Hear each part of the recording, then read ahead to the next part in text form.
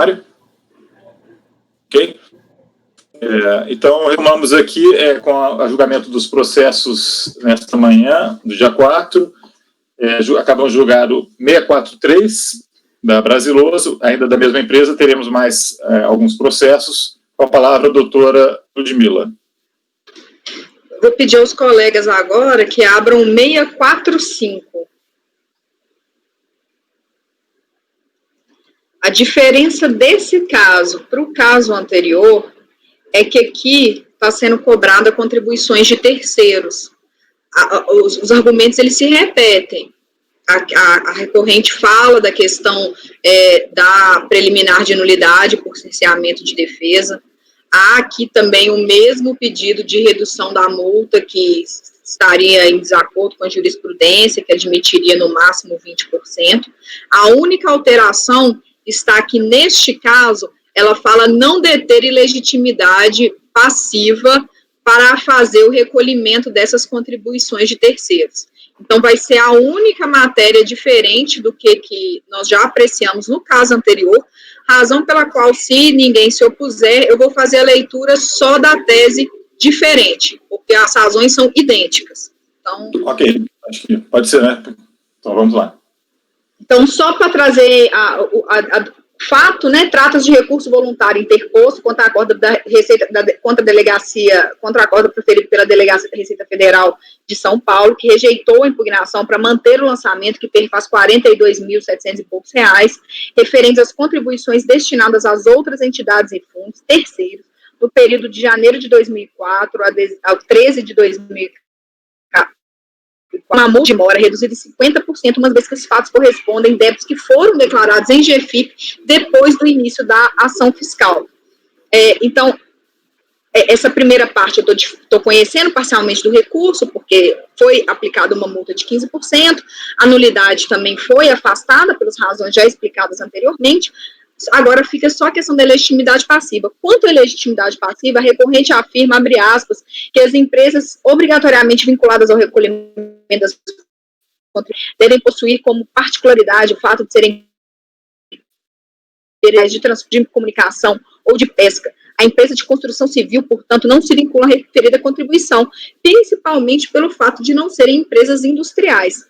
Da leitura do Estatuto Social da recorrente, fica claro a sociedade ter por objeto a exploração do ramo de construção civil por conta própria de terceira empreitada, de mão de obra relativa à sua atividade, exportação, importação, comércio e representação de máquinas e materiais de construção, INAI 45241, obras de urbanização e paisagismo.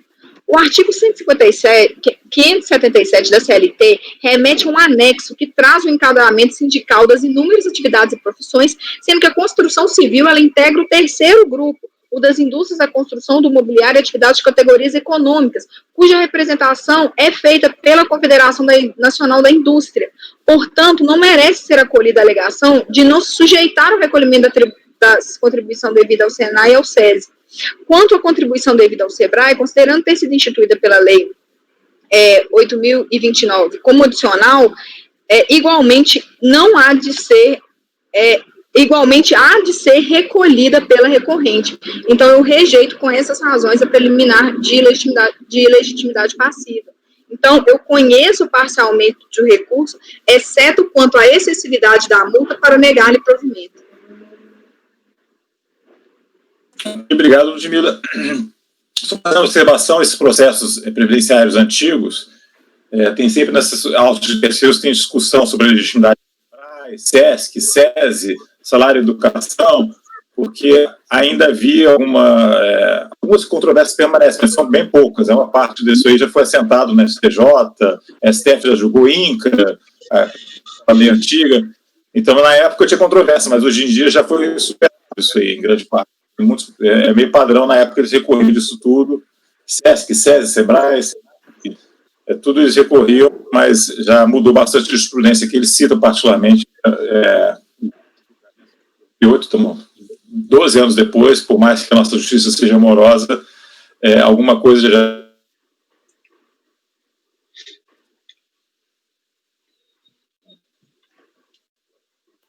Rony travou, caiu. Mas ficou assentado. Mário, Voltou? Eu saí um pouquinho aqui do ar. Mário? Eu acompanho a relatora. Ok, Martim? Eu acompanho a relatora. Ricardo? Acompanho a relatora. Caio? Acompanho a relatora. Acompanho. Juliano? Acompanho a relatora, presidente. Ok, então ficou conhecido parcialmente de recurso, excesso contra a necessidade da multa, para negar-lhe provimento, 645, o próximo. O próximo é o 646, da mesma empresa, que, neste caso, é contribuição descontada de segurado empregado e não recolhida pelo empregador. As matérias suscitadas são as mesmas, não existe matéria nova nesse recurso, então, o que da excessividade da multa aplicada em desconformidade com a jurisprudência remansosa do STJ, ao sentido da recorrente, e também a questão da nulidade pelo cerceamento de defesa. As razões já foram explicitadas nos 2 recursos anteriores, então o encaminhamento aqui é conhecer parcialmente do recurso, exceto, né, quanto à excessividade da multa por lhe faltar interesse recursal, e negar provimento. 640, hein? Em 6. O dispositivo está um pouquinho diferente. Você colocou com isso apenas a delegação de unidade do lançamento, né? Você não chegou a colocar igual ao outro que... Ah, tá. É porque fica só um também, né? Porque nesse caso, nos outros 2 casos, tinha a questão de eu não conhecia de uma e faltavam 2. Aqui eu não estou conhecendo de uma e só resta uma. É por isso. Mas eu posso adequar e colocar dos outros. Então, vou arrumar o dispositivo para conheço parcialmente do recurso, apenas salvo da... Entendeu? Porque fica um pouco estranho. Então, salvo da excessiva... Vou manter do outro e vou negar provimento, porque aqui é 1 a 1. Tá. Vai ficar igual ao outro, então, né? Isso, vai. Ok. Passar a votação, Mário. Acompanho a relatora. Acompanho também. Acompanho a relatora. Acompanho a relatora. Acompanho a relatora. Juliano? Acompanho a relatora, presidente. Acompanho, e a doutora, então, fica proclamado esse resultado, tal como anunciado pela relatora, e passa a palavra para ela novamente. Qual seria o próximo, doutora? O próximo, aí agora nós já acabamos de analisar os autos de obrigação principal e temos agora 3 autos de obrigação acessória, todas essas obrigações acessórias que não têm nenhuma dependência com a principal. Então, é irrelevante a ordem que nós vamos tratar, então, só para seguir a numeração que já havia sido proposta, 642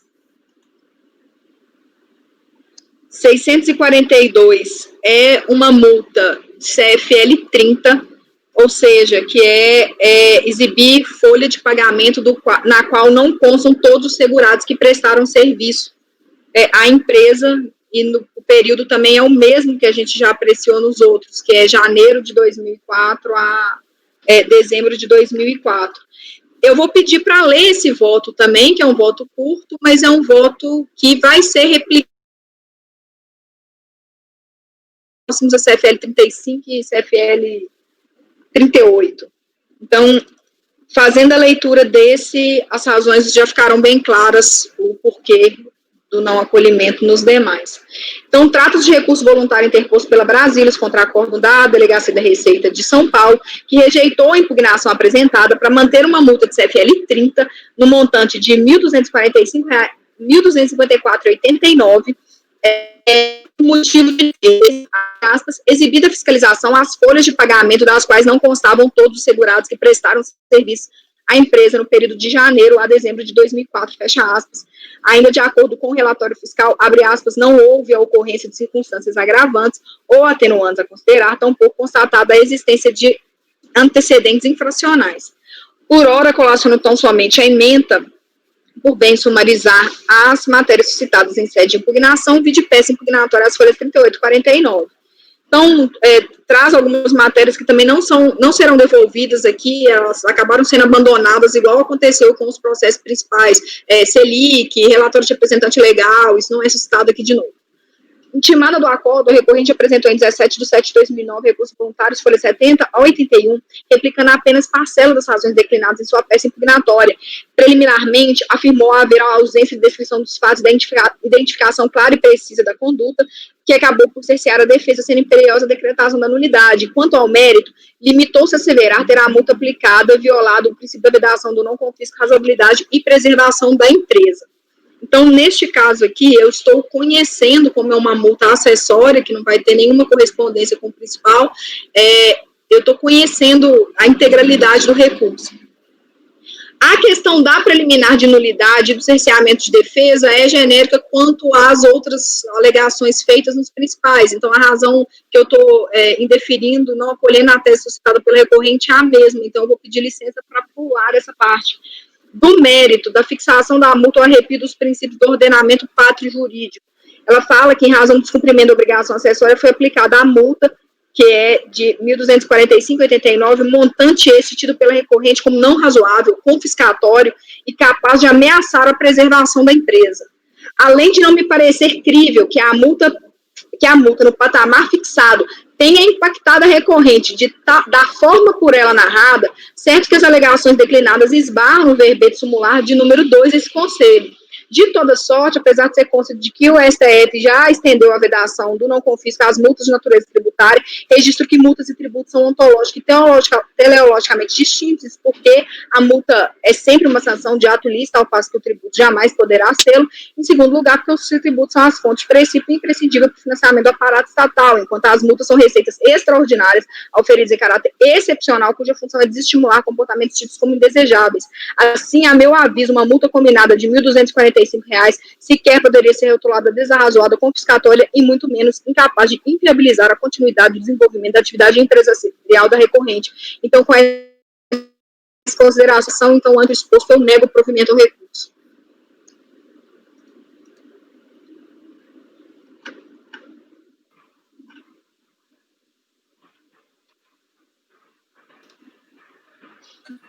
Desculpa. Ninguém tem dúvidas, então vou passar a votação. Mário? Acompanho a relatora. Acompanho também. Acompanho a relatora. Acompanho a relatora. Acompanha a relatora. Juliano? Acompanho a relatora, presidente. Ficou unanimidade de votos, negar provimento ao recurso. Metro 4, que é um CFL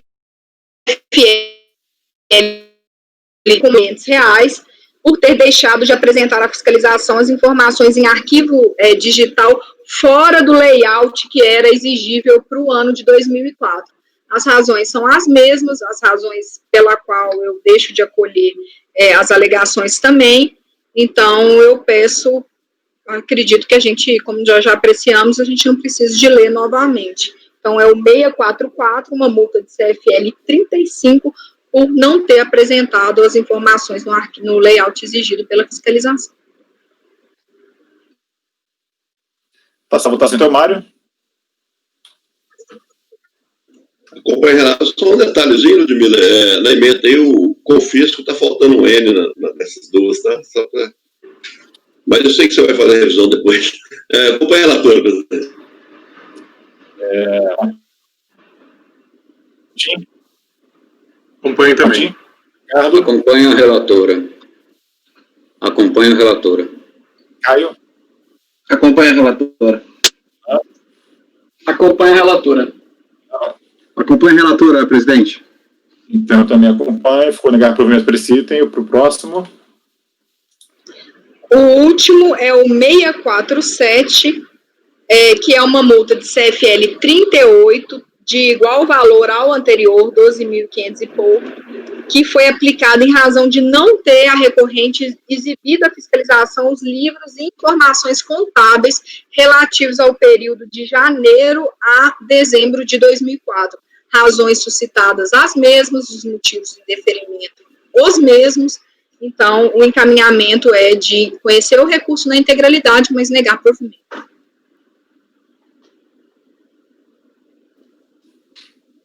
Ok, estamos a verificar. Então, bom, vamos votar primeiro esse. Doutor Mário, como vota? Acompanho a relatora do presidente. Martim?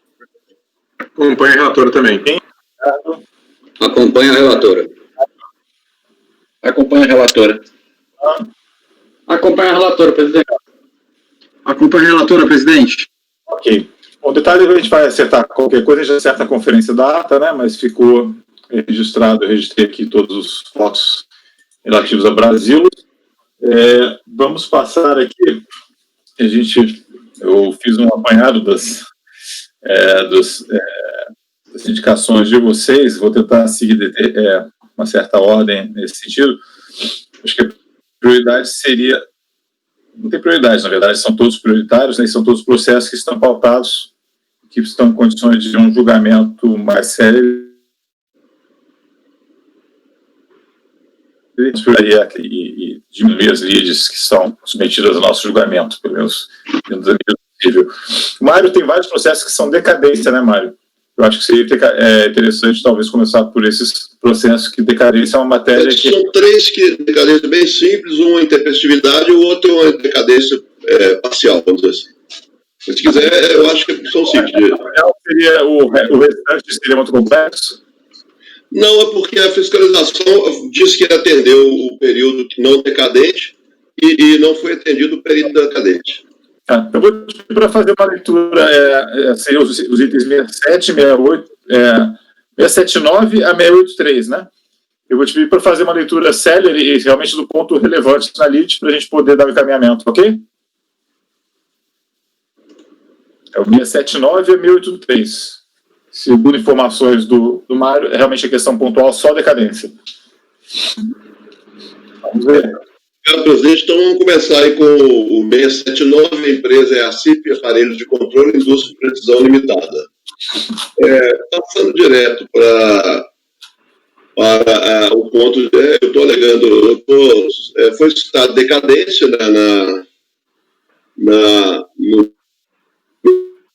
então eu já vou direto para o voto. A recorrente foi intimada de decisão de primeira instância por via postal em 26 de 6 de 2008. E o recurso tempestivo foi apresentado dentro do prazo. Após a data de lavratura e ciência do de infração, objeto do recurso, e também da apreciação do feito de primeira instância, o STF sumulou lá, editou a súmula 8, e aí, mais à frente, falou: quando seja apontado no acórdão, o lançamento inclui fatos geradores ocorridos no período de 12 de 1997 a 4 de 98, com débito consolidado em 23 de julho de 2007. E ciência pessoal dada ao contribuinte nessa mesma data, 23 de julho de 2007. Reconhece, portanto, a decadência total das contribuições lançadas, tanto no módulo do artigo 731, como também se aplicado o 150, parágrafo 4, que seria o caso. Já visto depois de prazo bem superior aos 5 anos na data do lançamento. Então, lançamento de obrigação principal, já posterior ao depois de 5 anos. E fica o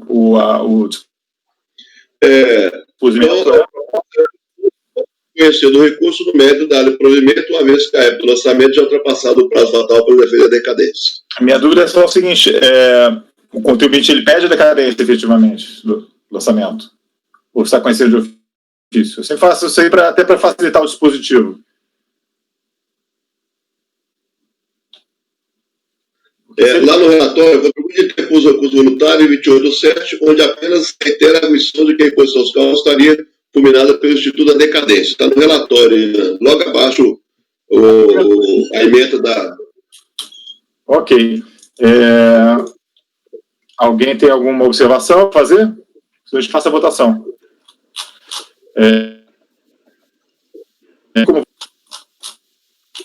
Acompanha? O Ricardo? Acompanha o relator. Acompanha o relator. Acompanho. Acompanha o relator. Luna? Acompanho o relator, presidente. Acompanha o relator, presidente. Eu também acompanho e ficou por unanimidade dar provimento ao recurso. Vou passar o item 680. Ok, o 680 é aquele que tem um pouquinho diferente, mas não é coisa também complicada, não. Então, no relatório, já onde está destacado, trata-se de auto-infração lavrada em fase aqui já é de multa, né? Fase da contribuinte ter infringido os parágrafos 2º e 3º, devido ao fato de que deixou de apresentar os livros diários relativos ao período de janeiro de 97 a dezembro de 2000. foi aplicada a penalidade específica prevista no artigo 92 e 102 da mesma lei. Desculpa, esse aqui não é aquele caso ainda não. Complementa que a contribuinte foi certificada pessoalmente de 24/9. Ela fala, complementa que o Supremo Tribunal Federal, com o destino do contribuinte, praticamente já definiu que o prazo decadencial das contribuições é de 5 anos e não de 10 anos, como defendia a Receita Federal. A impugnação foi considerada tempestiva e mantido no lançamento. Eu vou destaco o seguinte trecho do julgamento de piso. No tocante à decadência do direito de constituição dos tributários, as contribuições previdenciárias passam de conta participado com a redação da súmula 8. Contudo, observa que o disposto no parágrafo 1º do artigo 32 não foi abrangido pela declaração de constitucionalidade. Aqui, a decisão de piso alegou que o artigo 22 da lei, parágrafo 11 da lei 812, ainda mantinha o prazo de 10 anos. Mas esse artigo também foi alterado depois, por lei também. O contribuinte interpôs recurso voluntário, onde afirma que a medida provisória 449, e se o artigo 24 alterou a redação também do parágrafo 11 do artigo 32, que não mais exige a guarda de documentos por 10 anos. Estou colocando, conforme relatado, o recurso da contribuinte reitera o entendimento de que o lançamento estaria fulminado pelo Instituto da Decadência, assim como a alteração do texto legal normativo sobre o qual sustentou a decisão da autoridade julgadora de piso, que alterou o prazo máximo para arquivamento dos documentos. Continuando, considerando a necessidade de elaboração dos livros, bem assim, que a ciência do lançamento do 24 de julho de 2007 evidencia que 7 de dezembro de 2000 já se encontravam alcançados pela decadência, já visto para as transcorridas dos respectivos fatos e a data de lançamento do crédito tributário. Na presente atuação, estamos diante de um lançamento por descobrimento de obrigação acessória, deve, portanto, ser reconhecida a decadência do direito nos moldes do inciso 1º do artigo 173. Onde exposto, voto por conhecer o recurso no mérito de provimento, uma vez que a época do lançamento já é ultrapassado o prazo final para efeito da decadência. Ok. Bem simples. O processo, hein? Acompanho, relator. Ricardo? Acompanho. Caio? Acompanho. Juliano? Acompanho o relator, presidente. Eu também acompanho. Ficou dar provimento ao recurso. Vamos passar ao 681. Ok, obrigado, presidente. O 681 é da empresa Pinturas Isocor Limitada, lançamento de contribuição previdenciária também relativamente ao período de 11/99 a 13/2001, no valor de 23.677,69. O contribuinte foi ciente do período 11/99 a 13/2001. O contribuinte foi certificada pessoalmente em 29/10/2007. Alega em sede preliminares a ausência de comprovação da habilitação junto ao CRC da autorização atuante para verificar a competência e a decadência também. Eu passo, o lançamento foi julgado e já passo para o voto. Depois foi intimada a decisão, após a data de lavratura e ciência do auto, foi editada a súmula 8, consoante apontado no acordo por objeto de recurso, o lançamento inclui fatos geradores ocorridos no período de 11/99 a 12/2001 e o 13º de 2001, com débito consolidado em 29/10/2007, ciência pessoal, nessa mesma data. Deve-se, portanto, ser acolhida a preliminar de decadência total das contribuições lançadas nos moldes do artigo 150, parágrafo 4, em razão do recolhimento parciais para as contribuições apuradas, já visto o decurso de prazo bem superior aos 5 anos na data do lançamento, 29/10/2007. Eu disposto voto por conhecer o recurso no mérito da área de provimento, uma vez que a época do lançamento já ultrapassado o prazo fatal para o efeito da decadência. Okay. Com os altos recolhimentos parciais, isso eu tenho informo no voto também. Ok. Doutor Martim, como vota? Eu acompanho o relator. Ricardo? Acompanho o relator. Ludmila? Acompanho o relator. Caio? Acompanho o relator. Leonardo? Acompanho o relator. Adriano? Acompanho o relator, presidente. Também acompanha, então ficou dar provimento ao recurso no 681, 682. Com a palavra, Mário. Ok, obrigado, presidente. Aqui a empresa SEB é uma sociedade evangélica beneficente. Esse aqui que tem uma diferençazinha, que na verdade eu estou reconhecendo a relevação da pena em função da decadência de alguns fatos. Então vamos lá. Trata-se de auto de infração lavrada em face da contribuinte ter infringido os parágrafos 2º e 3º da artigo 33 da Lei 8.212, devido ao fato de que deixou de apresentar as folhas de pagamento de seus empregados relativo ao período 0196 a 06/2003, tá?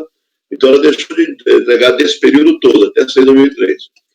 Certificado em 31 de maio, ela informa o seguinte: deixou de informar, na época, conforme relatou o contador, no processo que segue em anexo e também no fiscal do INSS, que as folhas de pagamento não foram apresentadas, porque a entidade mantenedora SEB, que é a Igreja Evangélica, simplesmente recebia as folhas direto. Mas, conforme o entendimento com o fiscal, as folhas de pagamento estão sendo entregues, conforme o livro de registro de empregados. Por isso, pedimos a contestação dessa infração e a impugnação da multa. Juntamente com as alegações, ela apresentou cópia do termo de depoimentos, testemunhas e a cópia de folhas de pagamentos, que são as folhas 26 a 239. Em despacho ocorrido na folha 247, na época, a sessão de contencioso administrativo da DRF Campo Grande solicitou diligência para a manifestação da autoridade fiscal lançadora quanto ao cumprimento da exigência na fase impugnatória, com base nos documentos apresentados juntamente com a impugnação, para efeito de verificação da probabilidade de relevação da penalidade. Em cumprimento da diligência, a autoridade lançadora elaborou a informação fiscal, onde afirma ter havido saneamento parcial da infração, uma vez que as folhas apresentadas não incluíram as competências 1099 a 4.2000. Portanto, a partir de 4.2000 foram apresentadas as folhas. O lançamento fiscal foi mantido pela autoridade julgadora de piso, porque não houve a correção total das irregularidades. Eu estou destacando, entretanto, a correção da falta não foi total, conforme conferidos os documentos apresentados. Constata-se a falta das folhas relativas às competências 1099 e 4.2000, o que também foi observado na informação fiscal de folha 245 e 249. Assim, deixou de ser cumprido um dos requisitos para a relevação ou atenuação da multa. Como também observa a informação fiscal, a correção parcial não altera o valor da multa aplicada. Eu estou propondo aqui a relevação da pena porque o período que não foi cumprido já estava abrangido pela decadência. Então, eu passo para o voto. Quanto à alegação da nulidade da autuação, aqui eu estou rechaçando por entender ter sido julgado nos apresentados da procedência parcial do lançamento, em seguida ela está confundindo com outro processo, o processo principal. Mérito. Temos assim, a autuação decorre de falta de apresentação das folhas de pagamento relativo ao período 0196 a 06 de 2003. Tendo autuado a requerida relevação da pena mediante a apresentação dos documentos na fase impugnatória, mas com ausência das competências 1099 e 4.2000. Como apontado, destaque-se que, à época do lançamento, 29 de 6 de 2006, vigorava o artigo 291 do Regulamento da Previdência, o qual possibilitava a relevação da multa em questão caso o infrator, sendo primário, corrigisse a falta e apresentasse o pedido nesse sentido dentro do prazo de defesa. Então, o normativo somente foi revogado em 2009. Pretendo a relevação da pena, a autora alega ter apresentado no momento da impugnação as folhas de pagamento de seus empregados, relativo ao período 096 a 6 de 2003. Entretanto, verificando os documentos correlacionados aos autos, juntamente com a peça impugnatória, assim como a informação fiscal, contasse que houve saneamento parcial da infração, uma vez que as folhas de pagamento apresentadas na impugnação não incluíram as competências 1099 e 4.2000. Constatação essa que levou a autoridade julgadora de piso a negar o pedido de relevação da pena, em que pese, segundo afirmado no acordo, presente os demais requisitos regulamentares, quais sejam ser autor da primária e ausência de circunstâncias agravantes. De acordo com o julgamento de piso, conforme se reproduzido, ressalvadas as competências 1099 e 4.000, a RED procedeu ao saneamento das irregularidades. Entretanto, trata-se de fatos geradores ocorridos nos meses de outubro de 99 e abril de 2000, tendo sido o presente lançamento consolidado e lavrado o auto de infração em 29 de 6 de 2006 e ciência efetivada em 31 de maio. resultado mensal da elaboração das folhas de pagamentos, bem assim que a ciência do lançamento ocorreu em 31 de maio de 2006, evidencia-se que no momento da atuação as competências 1099-04-2000 já se encontravam cansadas pela decadência, haja visto o prazo transcorrido entre o período onde teriam ocorrido as omissões e a data do lançamento do crédito tributário. Afastando as exigências relativas aos períodos abrangidos pela decadência, temos a informação nos autos de que a recorrente efetivamente corrigiu a falta dentro do prazo de impugnação, conforme também atesta os documentos folhas 26 e 239. Considerando-se atuada primária e não constatada circunstância agravante, tendo promovido a correção da falta no prazo de impugnação e solicitado o benefício, considero presente todos os requisitos regulamentares para a elevação da multa. Pelo exposto, voto por conhecer parcialmente o recurso e no mérito pela relevação da multa no centro do parágrafo 1º do artigo 991. O reconhecimento parcial, porque ela trouxe uma parte da impugnação que ela copiou lá da onde ela está defendendo o principal, o lançamento principal. Como voto, senhor presidente?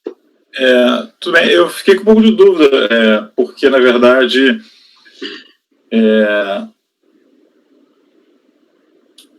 a autuação que caiu pela decadência foi a obrigação principal ou a própria obrigação relativa à apresentação da folha de pagamento?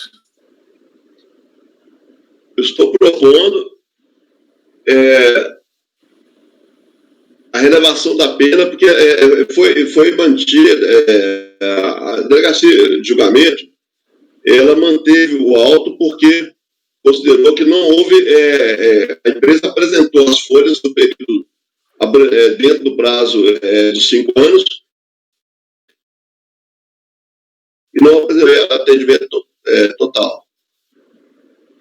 Não, a minha dúvida é a seguinte, assim, a obrigação da acessória, ela estava no prazo, ela foi parcialmente decadente também em relação àqueles fatos, àquele período? Porque é o seguinte, a folha de pagamento ela serve não é só para a obrigação tributária, né? Ela serve para outras coisas, serve até para cruzamento da GFIP com valores que são devidos ao FGTS, etc. Então, ela não tem a finalidade única para cobrar tributo.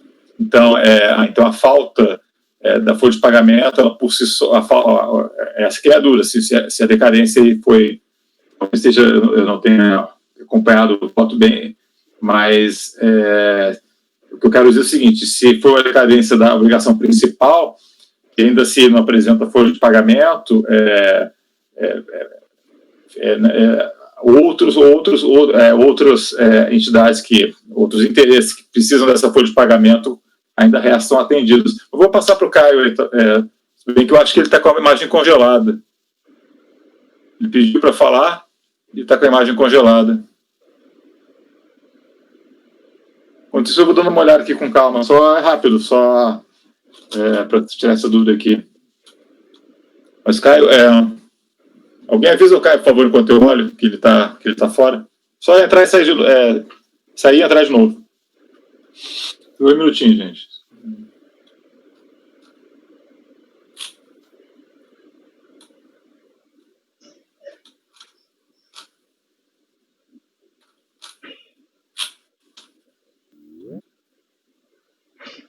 Acho que ele está entrando, né? Caio, a minha conexão caiu. Você tinha levantado a mão, pode estar com a palavra, Caio.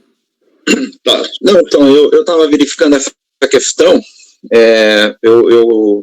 essa sua argumentação de que a folha de pagamento ela serve para outras finalidades que não só a tributária, mas me parece, como nós estamos tratando aqui de uma penalidade, uma obrigação acessória vinculada à obrigação tributária, se o direito de exigir a contribuição previdenciária com base naquela folha decaiu, eu não vejo coerência em não se admitir a decadência também daquela obrigação acessória, com relação àquelas competências para as quais a obrigação principal decaiu. Esse é o entendimento que a gente aplicava até na DRJ e é o entendimento que eu tenho desde então. Se, por acaso, a obrigação principal decaiu, A obrigação acessória relativa àquela obrigação principal segue o mesmo entendimento, tá? Nesse caso aqui, eu até fiz a conta, né? Pode ser que eu tenha me enganado, mas enfim, eu achei que, inclusive, pelo 173.1, ainda teria ocorrido a decadência. É sintomático que a empresa deixou de cumprir com a obrigação de apresentar as folhas de pagamento exatamente no período que ela já tinha uma convicção de que seria acolhida a decadência, né? Ela deixou de apresentar de 2000 para trás. Uhum. Então, Okay. sei, para mim pareceu que está cumprido. Não, sim. Eu mantenho meu posicionamento no sentido de que realmente eu acho que essas obrigações acessórias, elas não estão vinculadas só na questão só de legislação tributária, ela atende outros interesses, então elas têm que ser examinadas de uma maneira talvez um pouco diferente da questão da obrigação tributária em si, né? Mas, no caso concreto, foi decaído mesmo a própria obrigação acessória, o lançamento já estava decaído. Não foi só a questão da obrigação principal que repercute. A folha de pagamento a prazo já estava extrapolada, então aí não tem sentido efetivamente, digamos assim, a relevação da multa não ser considerada, porque havia uma decadência da própria obrigação acessória, do lançamento da obrigação acessória. Então, só foi uma observação, estava checando, mas eu li agora, nesse meio tempo que vocês estavam falando, eu li, foi decaída a própria lançamento da obrigação acessória, eu não tenho nenhum óbice ao encaminhamento do relator, não. Então, vamos passar. A Ludmila quer falar alguma coisa, Ludmila? Não, era no momento que o Caio estava explicando, desculpa, eu esqueci de abaixar a mão, mas é fazer essa diferenciação. Se há vinculação, ela decai junto. Agora, se é uma obrigação autônoma, igual essa que a gente estava analisando, CFL 3035, uma obrigação acessória que não tem nada a ver com a principal, aí a decadência vai ser aferida pelo 173. Ok. Mário, observação? Só esclarecendo para os outros, eu vi que o presidente já viu aí. No voto, no segundo parágrafo, eu estou dando essa informação. Eu falo, de fato, nesse outro processo, eu estou citando o nome do processo, houve já no julgamento da autoridade de piso o reconhecimento da decadência de parte dos débitos, de consequente procedência parcial do lançamento. Então, consta essa informação aí no meu voto, e lá no lançamento principal já foi reconhecida a decadência desse período também. Sim. Mas ela também foi reconhecida em relação a esse lançamento específico também, né? Exatamente, o mesmo período. Primeiro período, tá. Tudo bem, vou passar a votação então. Martim, como vota? Eu acompanho o relator. Ricardo? Eu acompanho o relator. Acompanho, presidente. Caio? Acompanho o relator. Leonan? Acompanho o relator, presidente. Juliano? Acompanho o relator, presidente. Eu também acompanho, então foi dado parcial provimento, né, para fins de relevação da multa nos termos do 2991, parágrafo 1º. Gente, época da autuação, o contribuinte é uma última dura, o contribuinte pede a relevação da multa, né? Sim, ele pede desde da impugnação. Tá, ok. Então, vamos passar agora ao doutor Mário ainda, que está com o 683, né, Mário? Sim, peço desculpa por ter demorado mais do que o necessário nesse outro que nós achamos que seria. É diferente mesmo, a gente tinha que analisar. Perfeito. O 683, eu estou alegando intempestividade, não conhecimento por intempestividade, e aplicando o parecer da PGFN para o mais benéfico, se for o caso, da atividade benigna. O único detalhe que existe desse caso aqui é que a intimação, por falta de encontrar a empresa, foi intimado o responsável da empresa. Então, lendo um pouquinho, o auto de infração, conforme o relatório fiscal, foi lavrado em virtude do autuado não apresentar documentos abaixo relacionados, uma série de documentos. Atendeu integralmente a impugnação, a alegação do contribuinte foi atendeu integralmente a exigência formulada pelo auditor fiscal, visto que apresentou, conforme a relação anexa, todos os documentos e informações por ela solicitadas, bem como a lei de ser infratora primária, não incidiu em nenhuma das penalidades. Requer que seja relevação da aplicação. Entendeu a autoridade julgadora de piso que, apesar da alegação do autuado afirmando ter atendido integralmente as exigências, verificou-se constar apenas cópia da primeira alteração. Eu vou passar direto para essa questão da tempestividade, tá? Eu preciso falar dessa questão do responsável.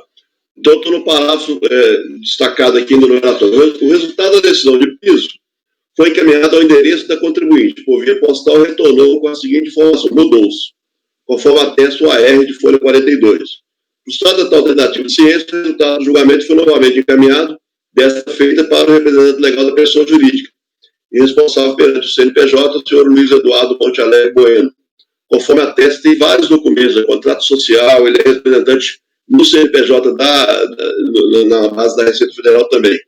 Foi recebido no dia 22/10/2008 pelo representante legal. Foi interposto recurso voluntário, onde apresenta histórico de uma série de fatos alheios à presente atuação, e ao final afirma que não procede a auxiliação deste porte a uma empresa simples com menos de 5 funcionários. Eu vou passar para essa parte da tempestividade. Conforme relatado acima, o representante legal da empresa, da pessoa jurídica e responsável pelo CNPJ, o senhor Luiz Eduardo, foi cientificado da decisão de julgamento de piso em 22/10/2008, conforme a RF folha 46. Entretanto, o recurso era objeto de análise somente foi protocolizado em 28/11/2008, conforme atesta o carimbo aposto na própria peça recursal. Passados assim 37 dias de intimação quanto ao resultado do julgamento, sem qualquer alegação quanto a eventual tempestividade completado intempestivamente, importando em seu não conhecimento e afastando-se de qualquer apreciação de mérito. E aí eu estou suscitando aí observar a portaria PGFM para a autoridade benigna e, no final, antecipou o voto por não conhecer do recurso. Tá, só te colocar uma coisa, o Mário, o recurso tempestivo, a gente nem entra na aplicação de multa retroatividade benigna, não, tá? Você pode colocar isso como pode deixar no corpo do teu voto, no sentido assim de com não conhecimento, acabou. Tchau para intempestividade, isso aí é uma matéria de mérito, tá? Matéria de mérito. Ainda que se pronuncie de ofício, gente, isso aí, você pode fazer o seguinte, você pode fazer essa observação, tá? Até porque essa portaria vai ser observada pela administração tributária, ela é obrigada, tá? A súmula é vinculante para a administração tributária, a portaria do GFN também, mas isso não constaria, se bota assim, o teu dispositivo está correto, não conhecer do recurso, minha preocupação é mais a ementa ali, né, que você está colocando a aplicação da retroatividade benigna, e se é não conhecimento, a gente nem colocaria isso na ementa, tá? Prefeito, no encaminhamento do dispositivo eu não estou citando, mas realmente na emenda constou aquela coisa que nós tomamos atenção. Então, retira da emenda, deixa só aquela referência lá antes do você pode colocar que, tendo em vista a mudança na legislação, é recomendável que atente-se que a administração tributária deverá observar os erros da portaria tal. O Leonardo quer falar alguma coisa? Com a palavra, Leonardo. Eu peguei processos parecidos, eu realmente não fiz constar na ementa, não fiz constar no dispositivo por óbvio, mas eu mantive um padrão como ele colocou na minuta, dizendo que a execução de julgado deveria dar uma olhadinha lá, uma observada ao requisito legal. Era só esse registro. Não tem problema. Vou passar a votação, então. Martim? Acompanho o relator. Acompanho o relator. Ludmila? Acompanho também. Caio? Acompanho o relator. Acompanho o relator, presidente. Juliano? Acompanho o relator, presidente. Acompanho. Eu estou ficando no conhecimento do recurso 683. Eu queria botar só numa coisinha no 682, Caio, Mário, que fiquei com uma dúvida no seu dispositivo também, que você disse que voto por conhecer parcialmente do recurso. Por que foi parcial esse conhecimento? Se podia, só para esclarecer aqui.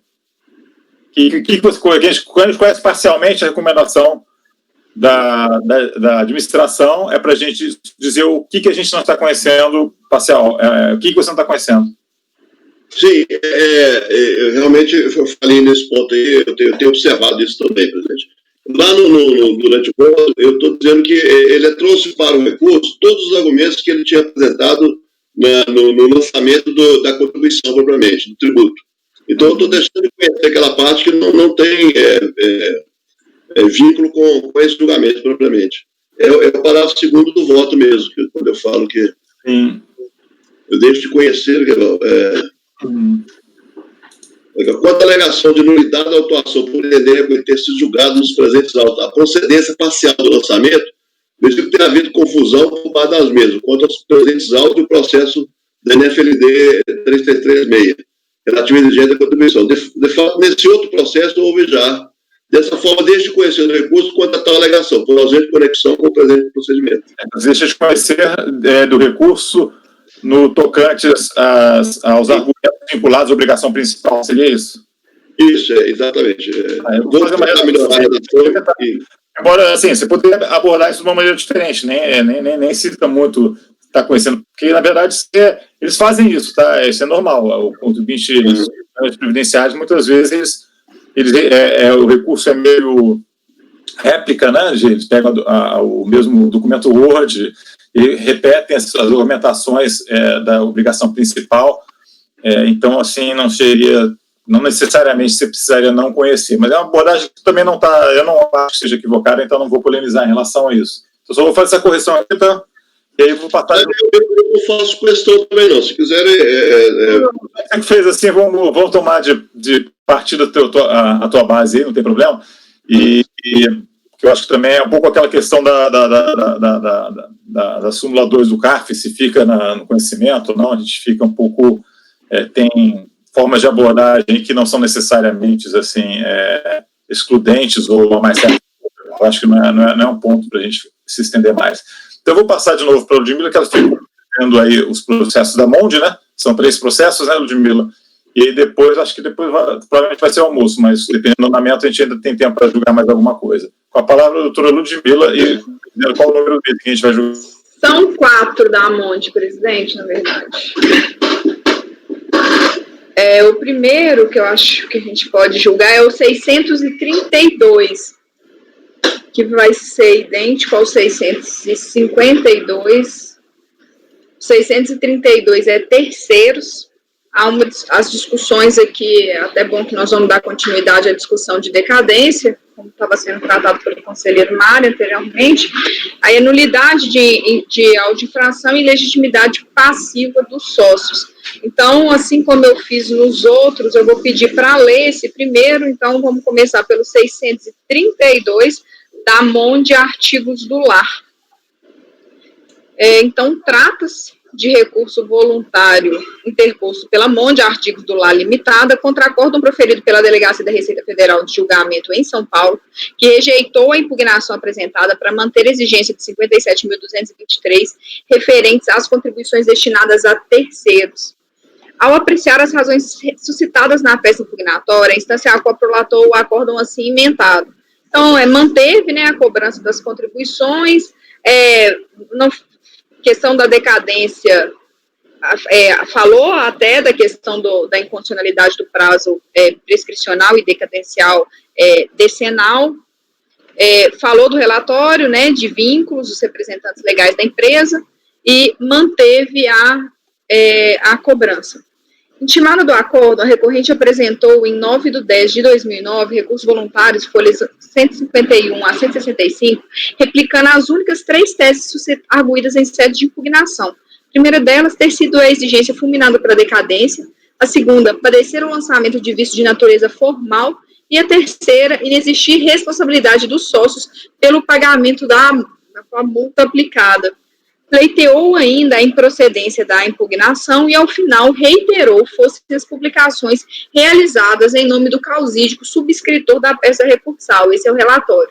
Eu conheço o recurso presente os pressupostos de admissibilidade, mas antes de apreciar as questões preliminares suscitadas, eu registro, conforme já consignado até pela própria DRJ, ser o artigo 23 e alina ao dispor que as intimações são dirigidas ao sujeito passivo e nunca aos seus mandatários. E eu acresço que este conselho, em seu verbete similar de número 110, determina ser incabível no processo administrativo fiscal dirigir a intimação ao endereço do advogado do sujeito passivo. Então, a primeira, passando então isso, né, a primeira preliminar que é suscitada é a preliminar da decadência.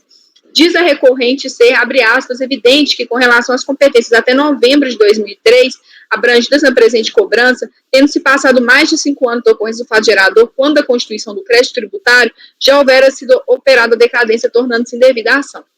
De acordo com o analítico descritivo do débito, as folhas 6 e 9, nota-se que no período compreendido entre janeiro e dezembro de 2003, a recorrente não recolheu quaisquer valores a título de contribuição previdenciária devidos a terceiros.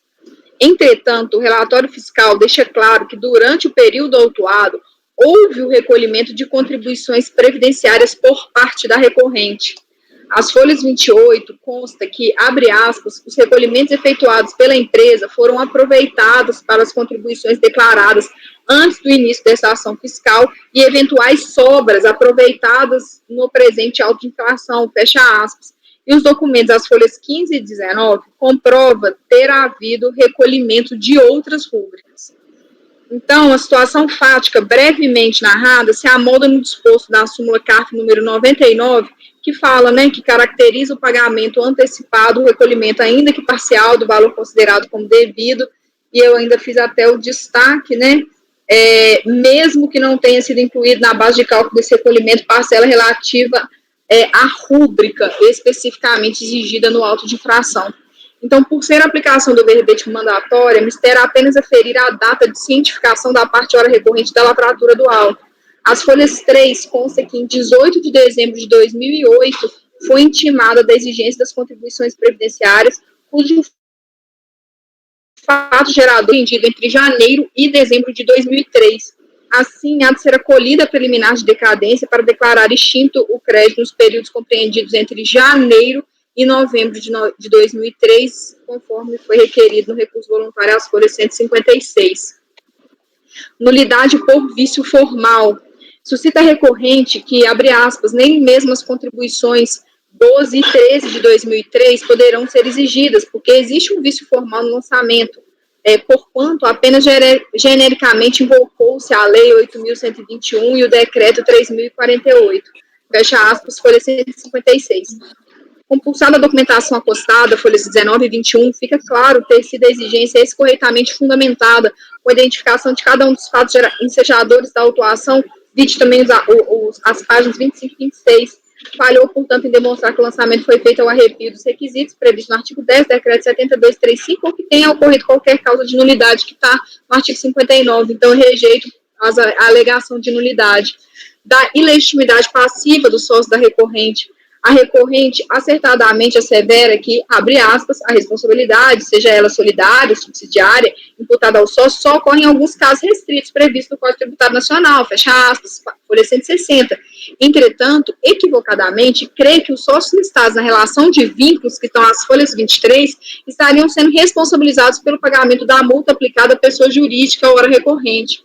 Em digitar documento, esclarece, tão somente, abre aspas, listar as pessoas físicas ou jurídicas de interesse da administração previdenciária em razão de seu vínculo com o sujeito passivo, representantes legais ou não, indicando o tipo de vínculo existente. O receio de inclusão das pessoas listadas fica mais claramente afastado com o disposto na súmula CARF número 88, que fala, né, que não atribui responsabilidade às pessoas que estão ali indicadas. Então, ante o exposto, eu dou parcial provimento ao recurso para declarar a decadência da exigência para as competências compreendidas entre janeiro e novembro de 2003. Olha só, tem uma questão aí que eu acho importante, tá? A súmula é a questão da decadência. Eu vou fazer observação. A recolhimento de contribuições previdenciárias, contribuição previdenciária não se confunde com contribuição de terceiros, tá? São coisas bem diferentes. A contribuição para terceiros é uma contribuição social, está na Constituição. A contribuição para terceiros tem base legal no artigo 149 da Constituição Federal, tá? E a contribuição previdenciárias estão com base no 195 da Constituição Federal. Então, o recolhimento de contribuição previdenciária, a base legal é constitucionalmente distinta. Então, não posso ter, ainda que tivesse recolhimentos de contribuições previdenciárias, como é que eu vou considerar isso recolhimento antecipado de contribuições sociais devidas a terceiros? Então, a súmula não se aplica em absoluto. Essas rúbricas, quando se fala rúbrica, por exemplo, dentro de uma folha de pagamento, você paga o salário e hora extra. Então, aí sobre aquele valor já foi recolhido uma determinada contribuição. Agora, e aí se verifica PLR, não, mas já tem um pagamento lá sobre o salário, já foi recolhido um pedaço de contribuição previdenciária. A súmula sempre dentro da mesma base legal, tá? Não sobre essas questões aqui, ok? O Caio queria falar, mas a Ludmila levantou. Deixa eu falar antes. O que acontece com relação a isso? Meu entendimento pessoal, e acaba que essa matéria, a gente já teve até uma discussão, foi até um caso engraçado, Rony, que eu acho que, não sei se você vai se lembrar, foi logo quando eu entrei, eu particularmente, como todas as pessoas sabem, eu não sou favorável a esse entendimento dessa antecipação que se aplica, a pessoa recolher R$1, atrai a regra do artigo 150, parágrafo 4, eu acho isso um tanto quanto teratológico. Mas das últimas discussões que nós tivemos, e aí assim, eu fico até, meu posicionamento, por isso que eu frisei da questão da aplicação da súmula ser mandatória, eu não concordo com esse entendimento. Por isso que eu registrei ali, inclusive, que tinha sido feito que nenhum recolhimento tinha sido feito com a questão de terceiros. Eu li os precedentes que deram ensejo à súmula. E, assim, ali, a única coisa que é tratada da questão de outras rúbricas, e aí a gente entra nessa discussão, eu não tenho problema nenhum, e inclusive era até o que eu queria fazer originalmente, se essa questão do terceiros não está inserido nessa ideia de outras rúbricas, contribuições, não é uma questão de gênero, espécie, eu não tenho problema nenhum de reconhecer que não está decaído. Até mesmo porque eu acho, não houve recolhimento, é um fato, não houve um recolhimento de contribuições de terceiros. Então, eu aplicaria sim, eu lembro que até teve um caso lá de cessão de mão de obra que eu fiz até essa separação e na época você havia não recomendado fazer essa separação. Então, eu até fiz esse reposicionamento por causa disso. Agora, se de fato essa interpretação, né, de outras rúbricas, isso está completamente dissociado, realmente a contribuição de terceiros tem uma outra fundamentação constitucional, eu não tenho problema nenhum de reposicionar e não acolher a decadência. Ok, eu já vou passar a palavra para o Caio, mas é só fazendo uma ressalva no que você está dizendo. As duas situações são bem diferentes, tá? Teve uma discussão aqui, pelo menos o que eu estou tentando passar. Uma situação é dentro de um determinado tributo, tá? Tributo IRPJ. A gente discutia a questão de antecipação de pagamento por força de declaração ou não. Isso aí foi discutido, teve acordos do Leonardo, que é do ITR, né, etc. Que se declarar uma pequena parte dentro do mesmo tributo. Tá? Agora a gente está falando aqui de tributos completamente diferentes. Quer dizer, a antecipação de pagamento que eu fiz para o COFINS não vai implicar efeitos para o IRPJ, para a contribuição social sobre o lucro líquido. Isso não é. Então, a diferença é um pouco diferente dessa que você está colocando, tá, Ludmila? A súmula, seguramente, até com base nas discussões que tiveram, a súmula é sempre dentro da rúbrica, dentro do mesmo tributo, contribuições previdenciárias. Então, aí se discute se é antecipação ou não. E aquela questão era outra, era uma questão de se declara e pagamento parcial, é uma legislação distinta e foi bastante salvada no ITR. Tá? E cessão de mão de obra, bem ou mal, você também é dentro do mesmo tributo, sabe?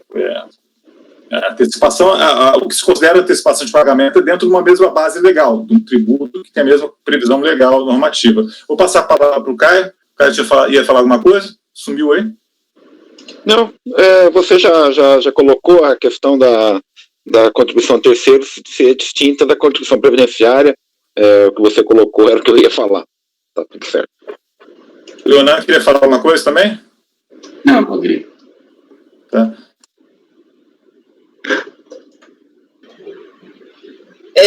Dito isso, porque então foi uma interpretação então equivocada da minha parte, né, se colocando dessa forma, porque eu sempre havia feito a análise separada. Aí, como eu tinha entendido que essa análise separada estava errada, eu fiz desse jeito. Me confesso que, inclusive, eu reposiciono com toda a felicidade do mundo, para afastar a decadência.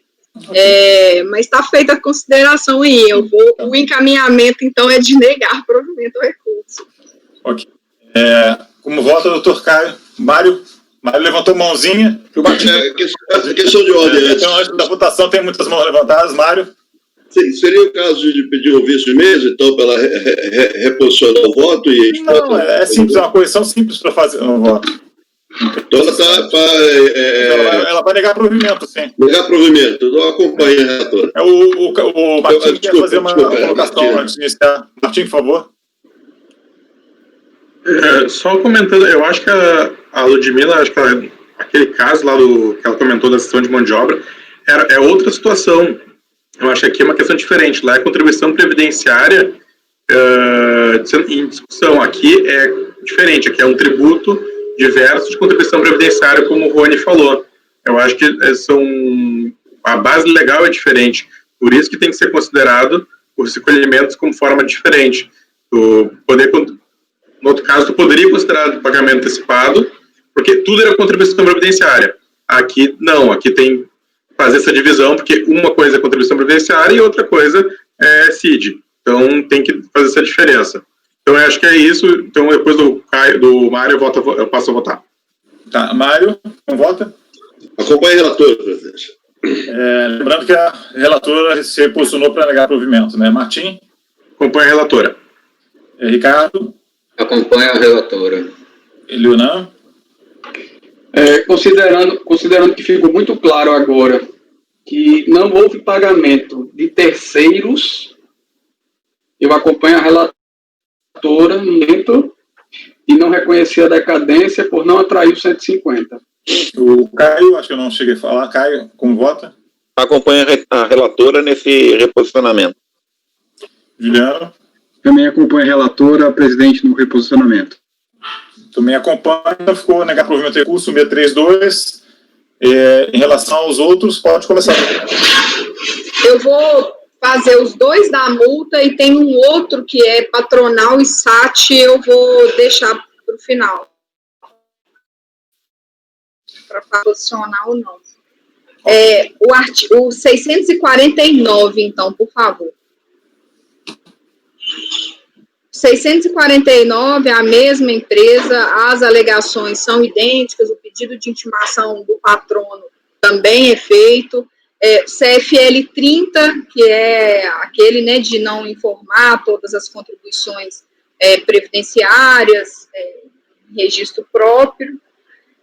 A questão da decadência, que ela é diferente, que foi até o que a gente já discutiu nos casos que a gente estava apreciando com o conselheiro Mário, que como se trata de uma obrigação acessória que não tem nenhuma vinculação com a principal, a decadência vai ser regida pelo artigo 173, e sendo regida pelo artigo 173 aqui, não há que se falar em decadência. Então, o encaminhamento do número 649, eu acho que talvez seja bom a gente fazer a leitura só da parte da decadência dele, porque vai ser aplicada para o 650.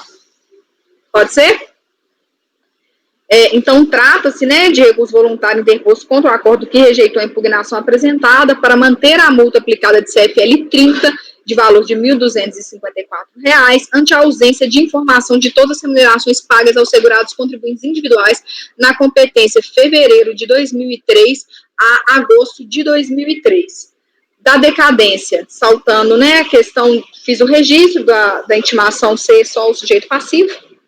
A decadência, tecendo considerações doutrinárias e jurisprudenciais, afirmou a recorrente que teria sido o débito fulminado pela decadência, porquanto aplicável à disposição contida no parágrafo 4º do artigo 150 do CTN. Ouvindo a recorrente que o regramento avocado não é o único aplicável a todo e qualquer caso. A exigência ora em questão tem como gênese o descumprimento da obrigação acessória, deixar a empresa de preparar a folha de pagamentos de remunerações pagas e creditadas a todos os segurados de acordo com os padrões e normas estabelecidos pelo INSS, folhas 3. A multa por descumprimento de obrigação acessória tem a decadência ferida com base na norma incerta no inciso 1º do artigo 173, pelas razões bem aclaradas no verbete simular número 148 desse Conselho, que eu fiz a transcrição. Então, sendo assim, o termo acordo prazo decadencial de 2004 e tendo a recorrente tomado ciência da lavratura do auto em 18 de dezembro de 2008, conferir as folhas 3, certo não está configurada a causa extintiva da obrigação. Então, eu rejeito por esses motivos a alegação. A ilegitimidade passiva, né, por causa dos relatórios, também a questão da súmula número 88 do CARF. Então, o encaminhamento é negar provimento ao recurso.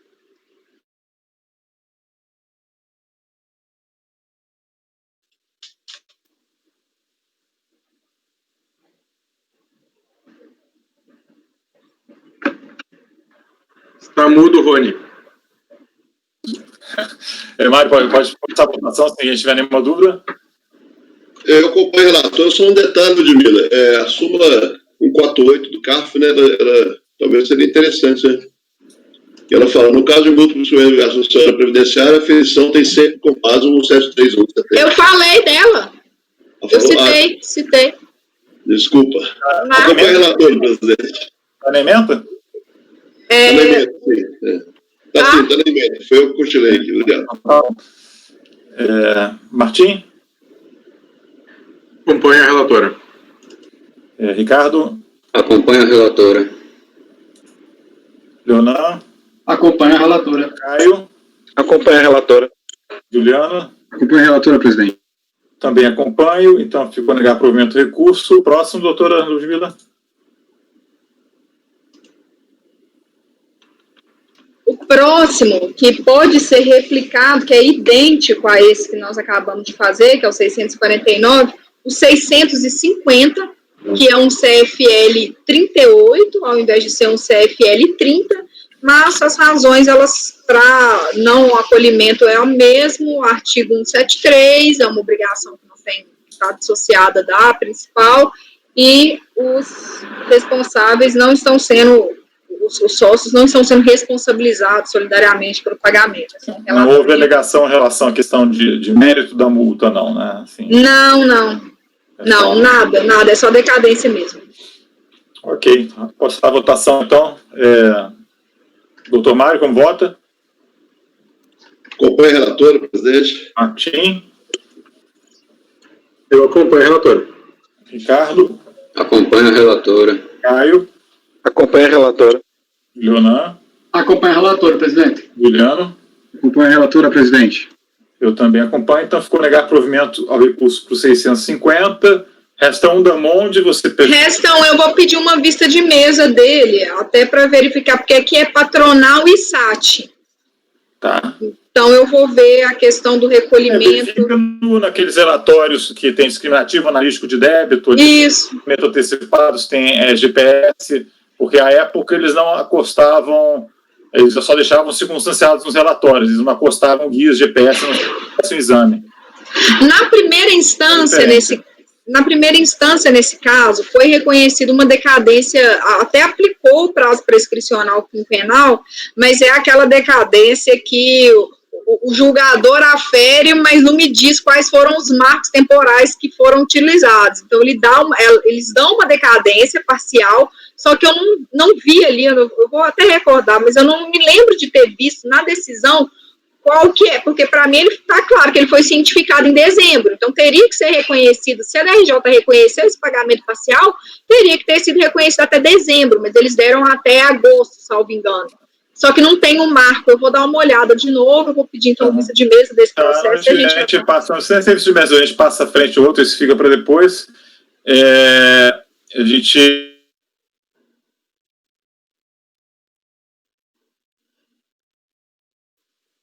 Rony está no mudo. Rony, não estamos escutando você nada, tá no mudo.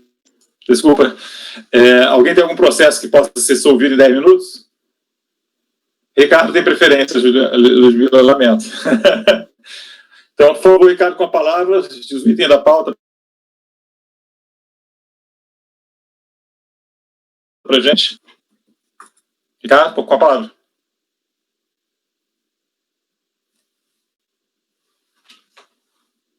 Ricardo?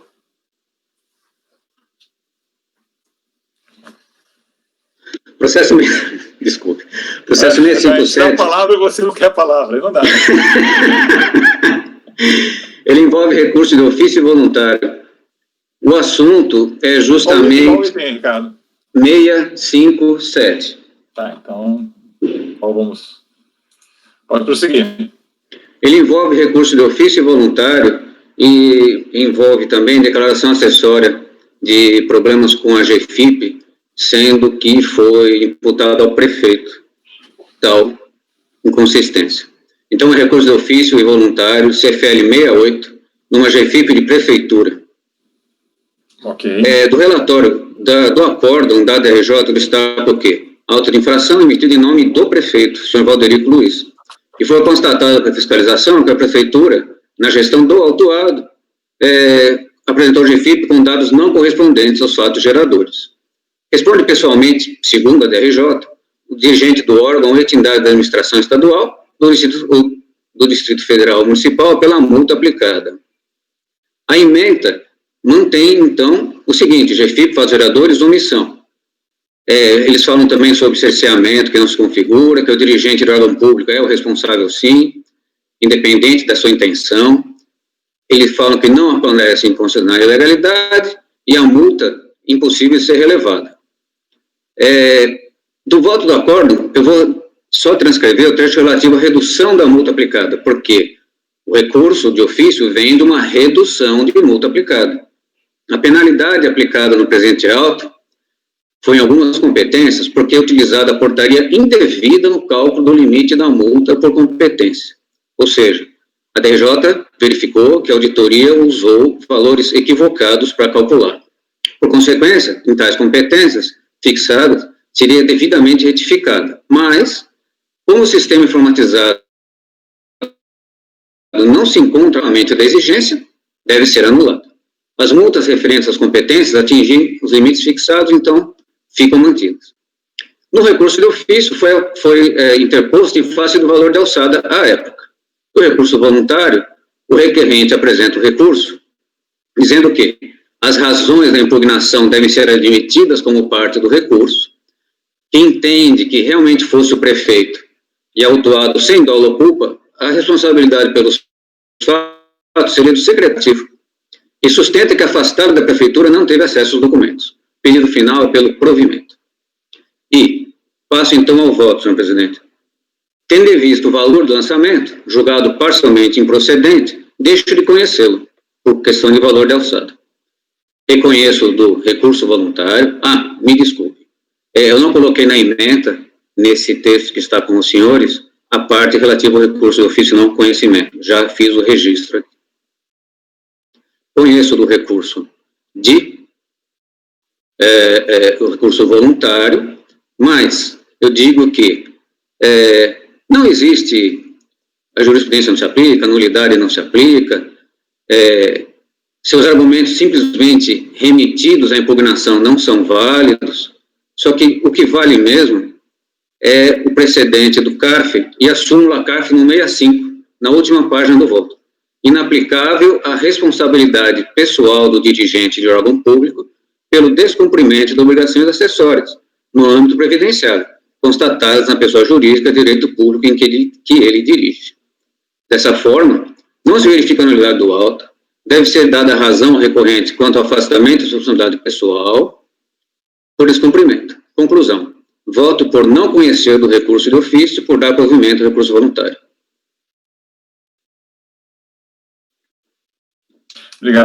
Obrigado. Eu fico só, assim, essa questão da remissão, assim, você pode, acho que como você está dando provimento, acho que você pode deixar, assim, simplesmente só comentar aqui, eu acho que só para facilitar aqui, comentar, olha, muito embora o recorrente se atenha, em grande parte do seu recurso a fazer mera remissão, o que não é aceito na jurisprudência, veja-se que a razão lhe assiste por força da súmula tal, entendeu? Eu não tenho só fazer ajeitar dessa maneira. Agora, para não ter que entrar em questão de conhecimento ou não, porque você está dando provimento e tem essa súmula, acho que fica um pouco mais simples. até para que o acórdão. Agora eu te pergunto assim, como é que a DRJ abordou essa questão dele, essa alegação dele ser mero prefeito? Eu nunca vi essa súmula ser aplicada, tá? Até porque deve ser um caso bem raro.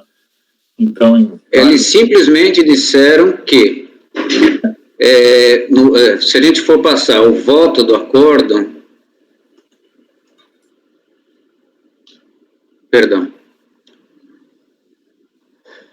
não é no voto do acórdão, não, eu não transcrevi. Eles concordam, está no relatório do acórdão, eles concordam ao que foi constatado pela fiscalização. Número 2, relatório do acórdão, que está grifado em amarelo. Foi constatado pela fiscalização que a prefeitura, na gestão do prefeito, apresentou o GFIP com dados não correspondentes. O próximo grifo em amarelo. Responde pessoalmente o dirigente ou entidade, o dirigente da entidade, pela multa aplicada, na forma do 41 da 812, que à época era vigente, senhor presidente.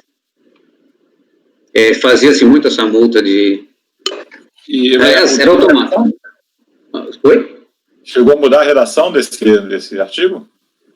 Você sabe que eu não sei se mudou a redação? O fato é que foi muito claro para mim que lá na fiscalização previdenciária se aplicava já ciente da alteração e já ciente do acórdão, do súmula CARF. Fazia-se, aplicava-se, porque uma questão que estava na lei na época, e sabia-se que a súmula CARF ia ser aplicada. Foi revogado, eu estou vendo aqui, foi revogado pela MP 449 de 2008, esse artigo. Seria interessante colocar no texto, então. Seria colocar, eu acho que a racionalidade é essencial, assim. Esse artigo foi revogado pela MP 449, a mesma das multas, né? 449 de 2008, revogaram esse artigo que deu suporte a essa exação. Qual é a MP mesmo? Seria interessante você circunstanciar, né? E a súmula deve se aplicar para os períodos passados, os autos infrações que tinham. Aí o CARF deve ter tido um entendimento em função de que, até para a própria legislação, né? Por isso que são os autos antigos que tem essa situação. E retroage, né, senhor presidente? Não, a multa a gente tem que aplicar no julgamento, né? Então, assim, não é nem questão de retroatividade. Não, retroatividade é a benesse para ele. Enfim, de qualquer maneira, eu não sei, eu não tenho dúvida a respeito. Alguém quer fazer alguma observação? Talvez Caio, mais recente. Entenderam a situação, né? Acho que pode votar já, não? Vamos votar, então. Vamos lá, Mário, como vota? Eu acompanho, eu acho que isso aí já foi bem discutido, essa questão da responsabilização pessoal, e acompanho o relator. Ok. Martim? Acompanho também. Julia? Acompanho também. Caio? Acompanho o relator. Juliano? Acompanho o relator, presidente. Juliano? Acompanho o relator, presidente. Também acompanho, então vai ficar não precisa de recurso de ofício e dá provimento de recurso voluntário, ok, Ricardo? Ok. Então, são meio-dia. Vou pedir para a assistente da pausa, tá? Que já vamos encerrar a gravação do turno da manhã. Ok, presidente. E doutor Mário.